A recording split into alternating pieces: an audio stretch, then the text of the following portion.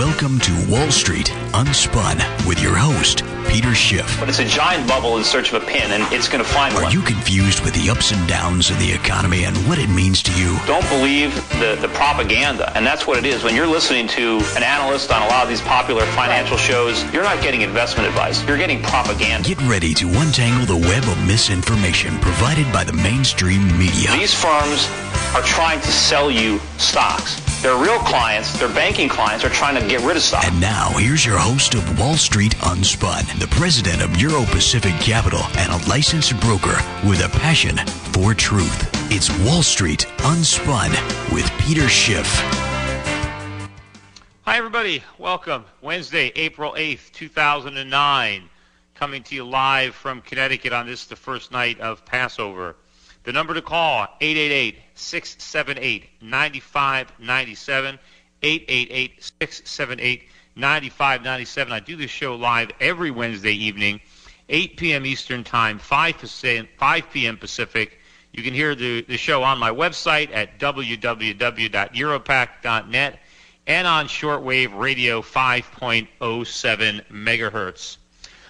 First, I will be on ABC News this Sunday. I wasn't sure. I think last week I mentioned I might have been on this coming Sunday.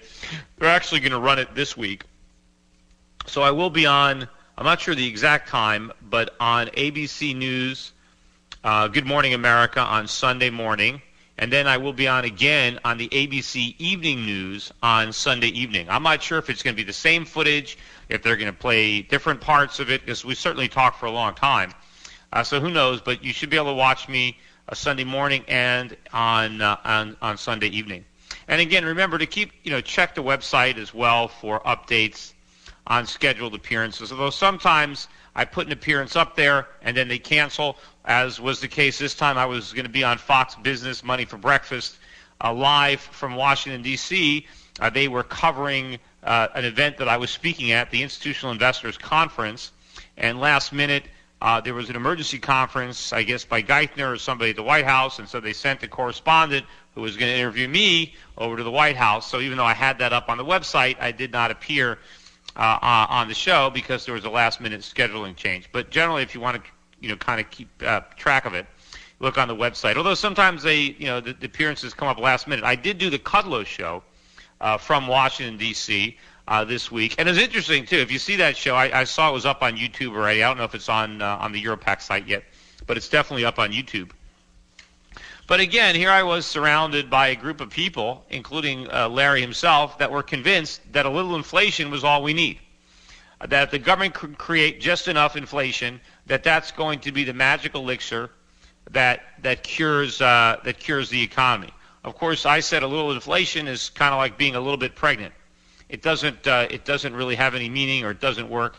There's going to be a lot of inflation, and the idea is that the government is going to be able to withdraw all this liquidity, all this stimulus, when the economy turns around. Well, that's impossible because it's only turning around, and I'm putting that in quotes, because of the stimulus. It's kind of like it's a rocket ship. And it's going up because the booster is on, and you're saying, well, when it gets high enough, I'm going to turn off the booster. Well, no, it's going to fall back down to earth. The only reason it's going up is because that engine is going. And, of course, it's not really going. I mean, it's all an illusion. And the inflation just creates the illusion of growth, because we're obviously not going to get any growth by printing money. If that worked, then, everybody would do it. I mean, it'd be easy to create wealth if you can do it by printing money. Right, every country in the world could do that. Wouldn't matter whether you're a free market or a communist country, just crank up the printing presses, and it doesn't work. And obviously running up big deficits, the fact that the national debt is going to increase by almost $2 trillion this year, the fact that our federal government has a budget of $3.6 trillion, what a drain. Talk about an anti-stimulus or an economic depressant. The fact that we have to support a government that's that gargantuan, that's going to spend $3.6 trillion, that's depressing the economy. They're thinking that expanding government somehow is going to stimulate. How could that be? It's just going to stifle. What would be a real stimulus is if we can get this giant gorilla off our backs. If the government would reduce its size and cut its spending, that would be a very stimulant for the economy. Instead they're doing the opposite. Now, also, talking about these news programs, Sunday, I happen to watch, I think I'm writing my commentary on this, it'll be on the website on Friday, but I was watching the McLaughlin group on Sunday. And, McLaughlin, I forget the guy's first name, Mr. McLaughlin, or the host, I'll call him the host. The host of the show basically put up a graphic that he labeled offending nations. And the offending nations were China, Japan, and Germany.